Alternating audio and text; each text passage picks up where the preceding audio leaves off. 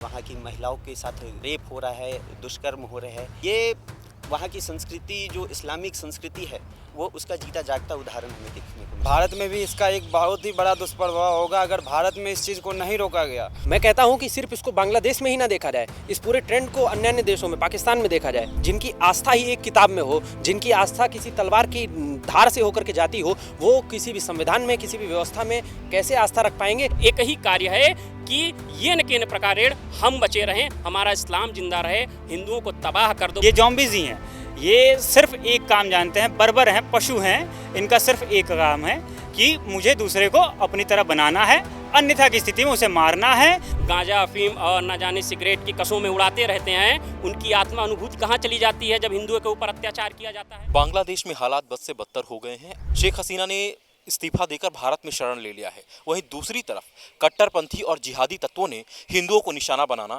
शुरू कर दिया है। हिंदुओं को घर से निकालकर मारा पीटा जा रहा है, उनके धार्मिक स्थलों में तोड़फोड़ की जा रही है, हिंदुओं के दुकानों और मकानों पर लगातार हमले हो रहे हैं।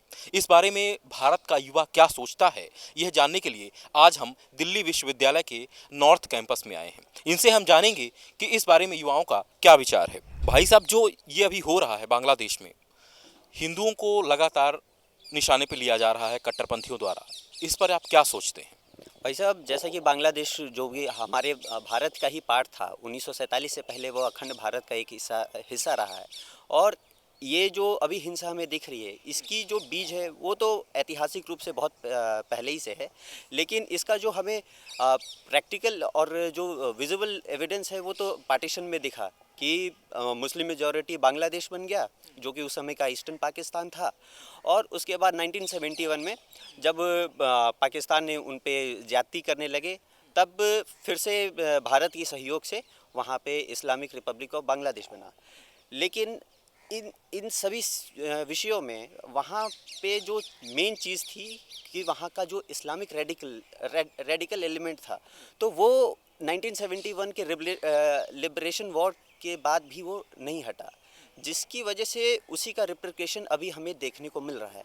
तो जो बांग्लादेश का जो फॉर्मेशन है और जो बांग्लादेश का जो बना है, उसका जो नींव है वो इस्लामिक रेडिकलिज्म है। और इसी की वजह से वहाँ के लोगों को और वहाँ के अल्पसंख्यकों को मारा जा रहा है। वहाँ के धार्मिक जो भी गैर मुस्लिम धार्मिक स्थान हैं, वहाँ पे लूटपाट की जा रही है, वहाँ की महिलाओं के साथ रेप हो रहा है, दुष्कर्म हो रहे हैं। तो ये वहाँ की संस्कृति जो इस्लामिक संस्कृति है वो उसका जीता जागता उदाहरण हमें देखने को मिल रहा है। आपने बताया कि आप इतिहास के छात्र हैं। अभी लगातार कई सालों से वहाँ पर ऐसी घटनाएं लगातार होती रही हैं, और अगर पहले की बात करें तो जब बांग्लादेश बना था वहाँ पर हिंदुओं की जनसंख्या 32% थी। वर्तमान में बात करें तो 8% बची है। क्या लगता है, कहाँ चले गए हिंदू? क्या वजह हुई, कन्वर्जन हुआ, क्या हुआ उनके साथ, आखिर कम कैसे हो गए?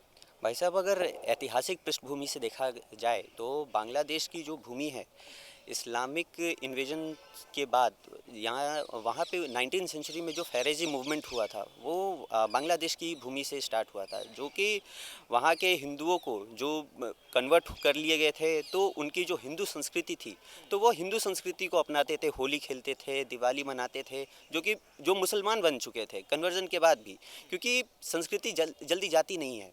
तो फैरेजी मूवमेंट वहाँ पे स्टार्ट हुआ था, जिस फैरेजी मूवमेंट में ये लोगों से जो नए कन्वर्ट मुसलमान हुए थे कि आपको अरबिक सिविलाइजेशन का आपको इस्लाम फॉलो करना है, यहाँ पे आप होली मत बनाइए, आप ये मत पिए। जिसके इसी फैरेजी मूवमेंट के बाद से आपका वहाँ पे रेडिकलाइजेशन जो इस्लामाइजेशन होने लगा बंगाल का, वो वहाँ पे हमें देखने को मिलता है। अभी जो वहाँ पर हिंदुओं के ऊपर अत्याचार हो रहे हैं, इसमें क्या प्रतिबंध लगना चाहिए? सरकार को क्या कदम उठाने चाहिए वहाँ की? भाई साहब, सबसे पहले तो वहाँ पे हिंदू हमेशा के लिए अब असुरक्षित है, क्योंकि हम लोग ये केस स्टडी हमेशा से प्रत्यक्ष रहा है कि जहाँ भी मुसलमान और रेडिकल इस्लामाइजेशन हो जाता है, और जो जहाँ पे भी वो मेजॉरिटी में होते हैं, तो वहाँ के जो भी अल्पसंख्यक होते हैं तो उन पे इस्लाम कबूल करने का दबाव बनाया जाता है। तो सबसे पहले तो सरकार से यह आग्रह है वहाँ की भी कि जो भी वहाँ के अल्पसंख्यक है उसे सीए और एनआरसी के द्वारा भारत में शरण दिया जाए और भारत सरकार भी उन्हें एक्सेप्ट करे। ये तो बहुत ही निंदनीय है कि हिंदुत्व के लिए अगर भारत कदम उठाती है तो उस पे जो भारत की आम शक्तियां हैं, बाहरियां शक्तियां जो बाहर की इकोसिस्टम है वो उस पे विरोध करना शुरू कर देती है। ठीक यही अगर इस पे अगर बांग्लादेश की संसद अगर इस चीज़ को सही से सुचारू रूप से चलाती तो यह वहाँ के हिंदुओं की दशा नहीं होती। और इसके लिए भारत में भी इसका एक बहुत ही बड़ा दुष्प्रभाव होगा। अगर भारत में इस चीज़ को नहीं रोका गया तो 2035 तक जो है भारत में भी यह देखने के लिए कुछ स्टेट में मिलेगा, जैसे बंगाल, तेलंगाना, कर्नाटका, केरला, यह सब कुछ ऐसे और सारे स्टेट, तमिलनाडु, इसमें इस कट्टरता और बढ़ेगी और इस कट्टरता की वजह से बहुत ही ज़्यादा भारत को नुकसान होगा। कुछ नया नहीं हो रहा है, ये पहले से चलते आ रही है। इन्होंने डेमोक्रेटिक प्रोसेस को पहले भी हनन करा है। ये कुछ नया नहीं है, बस चीज़ों का जो पैटर्न फॉलो होता है, बस पैटर्न बनाकर ये लोग आगे बढ़ रहे हैं। उसकी जीडीपी को जाके पढ़िए, उसके इंफ्रास्ट्रक्चर पे जो लोग इन्वेस्टमेंट कर रहे हैं उसको जाके पढ़िए। अगर क्योंकि बोली इंसान का तब निकलता है जब पेट में अन्न होता है, पेट भरा रहता है। अगर ये चीज़ें डेमोक्रेटिक प्रोसेस का हनन हो रहा है, ये इधर से भाग रहे हैं, तो इसका मतलब बिना सपोर्ट के तो ये चलेंगे नहीं। और इसका एक ही पर्सपेक्टिव नहीं होता है। ग्लोबलाइजेशन का जब पीरियड आता है या फिर इंडस्ट्रियलाइजेशन का पीरियड आता है तो कहा जाता है कि एक वर्ड आती थी जो मैटरनिक के लिए कही जाती थी कि when French sneezes rest of the Europe catches cold. मतलब फ्रांस में जब क्रांति आई तो वहाँ पे बोला जाता है कि फ्रांस छींकता है तो पूरे यूरोप को ठंडा लग जाता है। तो यही चीज़ है कि हमें अभी समझ में नहीं आ रही। अभी इसके लिए एक ही स्टेटमेंट हो सकता है कि when Bangladesh sneezes rest of the Asia will catch cold. क्योंकि अब ये छींकेगा तो बाकी सब एशिया पे उसका फर्क पड़ने वाला है। तो ये नहीं है कि ये अलग हो रहा है, ये चाइना भी इसमें हो सकता है, पाकिस्तान। मैं इसको 100% असर्टेन नहीं कर सकता हूँ, लेकिन ये एक पर्सपेक्टिव चलती है कि किसी एक चीज़ को पकड़ेगा, क्योंकि सारा कुछ कनेक्टेड है। और भारत के संदर्भ में तो बहुत अच्छी बात है, 1971 में हमारा देश लिबरेशन कराया, हमारी बहुत अच्छी भूमिका थी। तो इसके सबसे ये तो हमारा अभिन्न अंग है। अगर एक को दर्द होगा तो पूरे बॉडी में तो पकड़ना ही है, तो इस पे हमें ध्यान देना होगा। देखिए, बांग्लादेश में जो पूरी परिस्थिति बनी हुई है उसे बहुत ही व्यापक दृष्टिकोण से देखने की आवश्यकता है। जब बांग्लादेश का जब पाकिस्तान बन रहा था और उस समय जब ऐसे दो टुकड़ों का उदय हुआ तो वो टू नेशन थ्योरी के आधार पर हुआ, हम सभी जानते हैं। और उसके शुरुआत में ही वहाँ पर हिंदुओं को एक दोयम दर्जे के नागरिक के तौर पर देखा गया। जब वहाँ पर मुजीबुर रहमान की सरकार थी तब भी वो नरसंहार नहीं रुका। उसके बाद जब 75 में उनके परिवार को सत्ता से बाहर कर दिया जाता है, उनके परिवार के लोगों की हत्या कर दी जाती है। उसके बाद जब खालिदा जिया की सरकार वहाँ पर आती है तो वहाँ पर हिंदुओं का कत्लेआम और भी बड़े पैमाने पर होने लगता है। उसके बाद जब हम आज वर्तमान की परिस्थितियों को देख रहे हैं तो यहाँ पर यह समझना बहुत आवश्यक है कि चाहे वो अंतर्राष्ट्रीय संस्थाएं हों, चाहे वो अंतर्राष्ट्रीय स्तर पर बने हुए ऐसे जो मानवाधिकार की बॉडीज़ हैं वो हों, आखिर वो लोग मौन क्यों हैं? आज जब वहाँ पर बड़ी संख्या में लोगों को उल्टा लटका कर जला दिया जा रहा है, बिना किसी आरोप के, बिना किसी सुनवाई के, बिना किसी कोर्ट कचहरी के अनेक लोगों को मौत के घाट उतारा जा रहा है, जब वहाँ पर मंदिरों का विध्वंस किया जा रहा है, तब वो लोग कहाँ हैं? जो वो अमेरिका का प्रतिबंध तंत्र कहाँ है जो विभिन्न देशों में शांति की स्थापना की बात करता था? अभी जैसा समाचार आया है कि ब्रिटेन ने भी राजनीतिक क्षण देने से मना कर दिया और ऐसी परिस्थिति में एक भारत ही ऐसा देश है जिसने उनका भी स्वागत किया है कि वो आएँ, यहाँ पर रहें और यहाँ पर रहकर जैसे हमने दलाई लामा का भी स्वागत किया था। तो भारत एक ऐसा देश है, एक ऐसा सहिष्णुता के हम प्रतीक हैं जहाँ विभिन्न प्रकार के विचारों का, विभिन्न लोगों का स्वागत करना, जो भी पीड़ित है, जो भी प्रताड़ित है, उसका स्वागत करना जानते हैं। तो निश्चित रूप से वहाँ की जो सेना, जो अभी कंट्रोल जिसके पास है, उस पर भारत सरकार का कूटनीतिक दबाव होना चाहिए कि वो मंदिरों की, उन हिंदुओं की तात्कालिक सुरक्षा सुनिश्चित करे।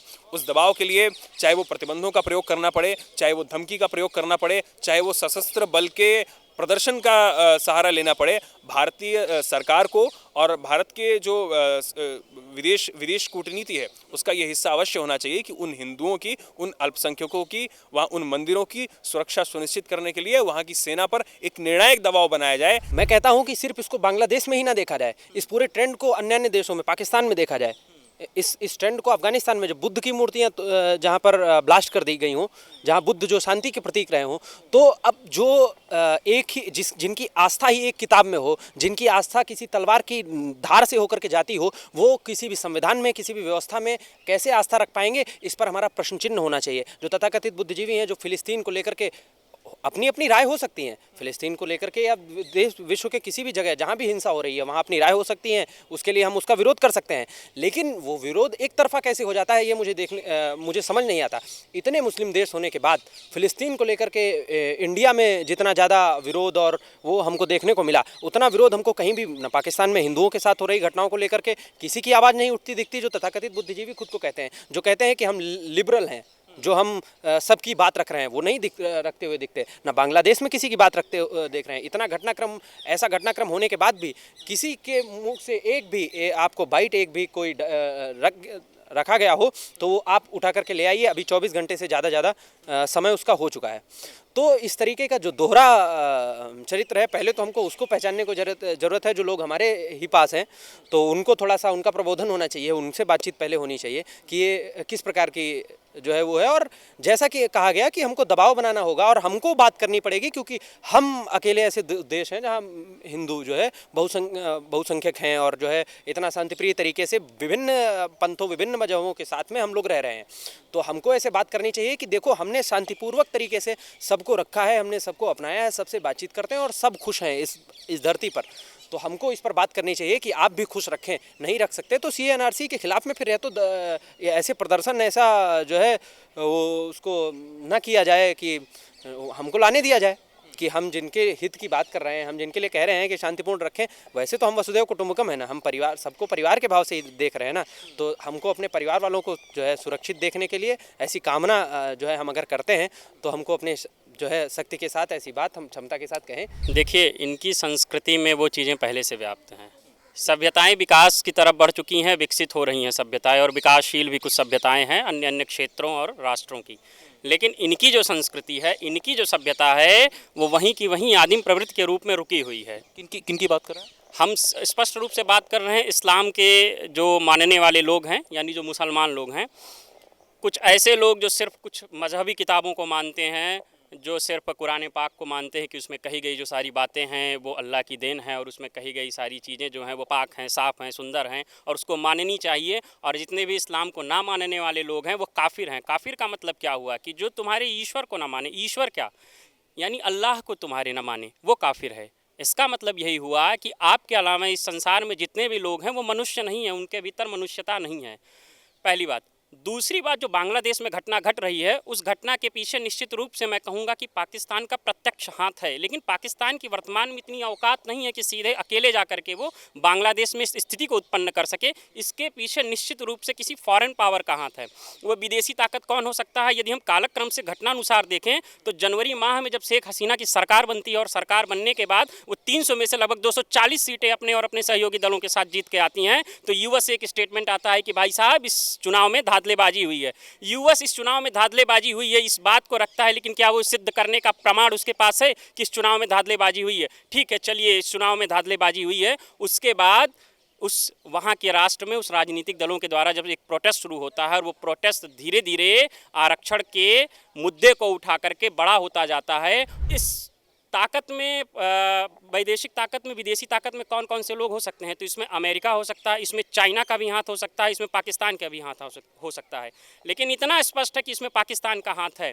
और इसके साथ साथ ये जो वामपंथी लोग, वामपंथी तथा कथित बुद्धिजीवी लोग हैं, जो ये मंडराते रहते हैं, उड़ते रहते हैं, अपने विचारों को गांजा, अफीम और न जाने सिगरेट की कसों में उड़ाते रहते हैं, उनकी आत्मा अनुभूति कहाँ चली जाती है जब हिंदुओं के ऊपर अत्याचार किया जाता है, उस घरों में घुस करके महिलाओं का बलात्कार किया जाता है और बूढ़ों, बच्चों और बुजुर्गों को मार दिया जाता है। उनकी आत्माएं वहाँ नहीं तरस खाती हैं उनके ऊपर, उनकी आत्माएं सिर्फ तरस खाती हैं कि जब फ़लस्तीन के ऊपर इजराइल के द्वारा युद्ध में हमास के आतंकियों को मारा जाता है। ध्यान दीजिएगा, फ़िलिस्तीनियों को नहीं मारा जाता है, हमास के आतंकियों को मारा जाता है, और निश्चित रूप से उन्हें भी मारा जाता है जो उन हमास के आतंकियों के समर्थन में हैं। तो उनकी बातें कहाँ रह जाती हैं? मैं बिल्कुल इस बात को लेकर के स्पष्ट हूँ, और मेरी विचारधारा, मेरी सोच और मेरा चिंतन इतना स्पष्ट कहता है कि ये एक प्रेरित भावना है जो बांग्लादेश में स्थापित की गई है और एक तयशुदा नीति के द्वारा इस स्थिति को उत्पन्न किया गया है, ताकि वहाँ पे, क्यों, इस्लाम कभी भी लिबर्टी नहीं चाहता है, कभी भी उदारता नहीं उसके भीतर है, और जिसने भी प्रयास किया उदारता लाने का, उसका सर कलम कर दिया गया। ये बात हम सब जानते हैं, इतिहास इस बात का गवाह है। और बताइए, इनके भीतर इतनी मानवता नहीं बची है कि जिसने उस राष्ट्र को आज़ाद कराया। ऑफिशियली ये घोषित है कि भारतीय सेना ने जा करके मुजीबुर रहमान के साथ मिल करके बांग्लादेश को आज़ाद कराया पाकिस्तान से, लेकिन आंतरिक नीतियों को स्थापित करने में किसने भारत की आर्मी की मदद करी? वो मुजीबुर रहमान जी जो थे, जिनकी सुपुत्री हैं शेख हसीना जी। तो मुजीबुर रहमान कितनी बड़ी प्रतिमा को, जिन्हें राष्ट्रपिता का दर्जा दिया जाता है, वहाँ का बागा बंधु कहा जाता है, जिन्हें माना जाता है कि इन्होंने इस राष्ट्र की नींव रखी, उसके ऊपर चढ़ करके हथौड़ों से तोड़ा जाता है, मारा जाता है। क्या आप मान सकते हैं कि मैं जिसको राष्ट्रपिता, यदि गांधी को राष्ट्रपिता कहा जाता है, गांधी जी को राष्ट्रपिता कहा जाता है, मेरे मन में कितने भी विचार कौंधते हो, गांधी सही थे कि गलत थे, लेकिन मैं कभी भी उनकी प्रतिमा पे चढ़ करके हथौड़ा ले करके नहीं जाऊंगा, उनके सर के ऊपर नहीं बैठूंगा। क्यों? क्योंकि मेरे भीतर उस भारतीय संस्कृति का सम्मान है जो बुजुर्गों ने हमें सिखाया है। लेकिन आप वहाँ स्पष्ट देख पा रहे हैं कि उनका बस एक ही धर्म है, उनका धर्म ही नहीं है, उनका बस एक ही कार्य है, कर्म भी नहीं है। कर्म और कार्य में बहुत अंतर है। उनका सिर्फ एक ही कार्य है कि ये न केन प्रकारेण हम बचे रहें, हमारा इस्लाम जिंदा रहे, हिंदुओं को तबाह कर दो। हिंदुओं के मंदिरों पर हमला करना, उसे जड़ से हटाने की ये कोशिश है। वो चाहते हैं कि उसे पूरी तरह से ख़त्म कर दिया जाए। आप देखेंगे, ये देश सिर्फ हिंदुओं के साथ ही नहीं है, ये संपूर्ण पूरे एशिया, पूरे विश्व में देखने को मिल रहा है। जिस भी देश में इनकी कौम, जो ये जॉम्बिस, तथाकथित जॉम्बिस कहा जा रहा है आजकल, और ये है वास्तव में जॉम्बिस। किसकी बात कर रहे हैं? मैं समझ नहीं पा रहा हूँ। मैं इस्लाम की बात कर रहा हूँ, इस्लाम के जो मानने वाले हैं उनकी बात कर रहा हूँ। ये जॉम्बिस ही हैं।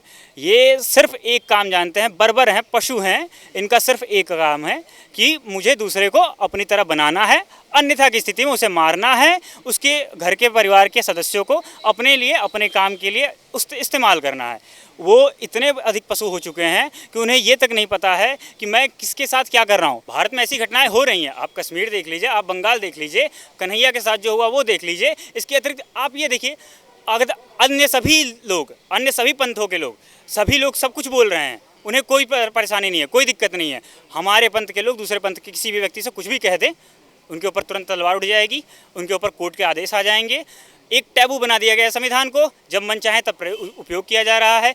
आप वहाँ देखिए, लोकतंत्र हमारे यहाँ खतरे में था, और अभी कहाँ पे क्या क्या हो रहा है। एक हमारे जर्मन शेफर्ड हैं, क्या कहते हैं कि बढ़ रही है वहाँ की जीडीपी, बांग्लादेश की जीडीपी अब सबसे हाई होने वाली है। भारत से बहुत अच्छा विकास कर रहे हैं। क्या हुआ बांग्लादेश में?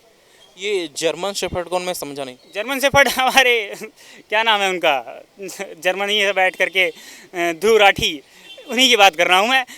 अभी यहाँ तो आना है नहीं उन्हें, दूर से बैठे करके एक एजेंडा है, एक वामपंथ का चोला ओढ़ लिया है, दिखाना नहीं है बस, ओढ़ के और लगातार शुरू रहना है। उनके तथ्य देखिए आप, वो किस तथ्य पे बात करते हैं, किन लोगों के लिए बात करते हैं। उनके फॉलोअर्स को देखिए आप, वो फॉलोअर्स जिनसे पूछा जाए कि आपने ग्रेजुएशन किया है, तो वो कहेंगे कि हाँ मैंने ग्रेजुएशन किया है। कौन कौन सा सब्जेक्ट पढ़ा है? सब्जेक्ट नहीं पता।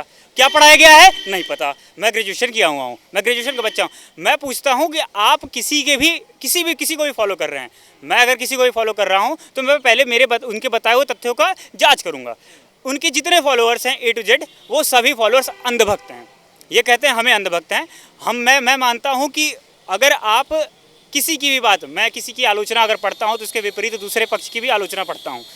मैं कहता हूँ स्वयं को कि मैं राष्ट्रवादी हूँ, तो मैं इसके विपरीत दूसरी एक जो विचार है उसको भी पढ़ता हूँ, दोनों की आकलन करता हूँ, दोनों की समीक्षा करता हूँ, तत्पश्चात एक निष्कर्ष पर पहुँचता हूँ। और यही एक छात्र की भी जिम्मेदारी है, एक सचेतन व्यक्ति की भी जिम्मेदारी है, एक सचेत राष्ट्र के व्यक्ति की ये जिम्मेदारी बनती है कि वो हर एक तथ्य का परीक्षण करे।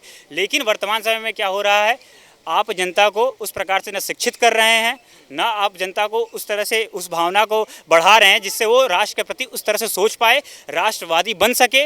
आप जनता को सिर्फ गुमराह कर रहे हैं, जाति के नाम पर, धर्म के नाम पर गुमराह, क्या एक तरह से कहिए कि अंधा बना रहे हैं। और ये हमारे समाज में लगातार देखने को मिल रहा है। और ये उन लोगों की वैचारिकहीनता और धार्मिक कमजोरी की सूचकता है, और ये घोतक है उस बात की कि वे लोग मानसिक रूप से बेहद कमज़ोर हैं, धार्मिक रूप से भी बेहद कमज़ोर हैं। क्योंकि एक समुदाय विशेष पे हमला और किसी व्यक्ति को एक समुदाय के कारण उसे मार डालना, उस पर अत्याचार करना, ये उनकी कमजोरी का सूचक है और ये कहीं से सही नहीं है। वो केवल बात हिंदू की ही नहीं है, कोई भी समुदाय जो अल्पसंख्यक है, कम संख्या में है, तो उसकी सुरक्षा का ध्यान वो प्राथमिकता में होना चाहिए। अगर वो वहाँ पे असुरक्षित महसूस कर रहे हैं अथवा जैसे उनके धार्मिक जो मंदिर हैं या जहाँ पे वो पूजा पाठ करते हैं, उन सब चीज़ों को अगर निशाना बनाया जा रहा है तो ये शुभ संकेत नहीं। इस समय भारत के लिए बहुत ही चुनौतीपूर्ण स्थिति है। भारत को बहुत नज़दीक तरीके से उस पर नज़र बना के रखने की ज़रूरत है। और हमारे यहाँ के जो हिंदू समुदाय के लोग ही हैं या अन्य जो भी जिस समुदाय के लोग हैं, अगर वो असुरक्षित हैं तो भारत सरकार को उस पर त्वरित ध्यान देने की ज़रूरत है, कूटनीतिक तरीके से दबाव बनाने की ज़रूरत है। साथ ही वहाँ की जो अंतरिम सरकार इस समय एक्टिंग है, जो कार्य कर रही है, तो उनको भी ध्यान देने की ज़रूरत है कि वहाँ पर जो अल्पसंख्यक समुदाय है वो असुरक्षित महसूस न करे, उनके ऊपर अनावश्यक हमले ना हों। अगर इस तरीके की चीज़ें होती हैं तो ये शुभ संकेत नहीं है। इससे उनका भविष्य भी खतरे में आएगा। ऐसा नहीं है कि आप पड़ोसी को परेशान करेंगे या किसी खास समुदाय को परेशान करेंगे तो आप स्थिर रहेंगे। अगर परेशानी उनके लिए भी होगी तो आपके लिए भी परेशानी होगी लॉन्ग टर्म में।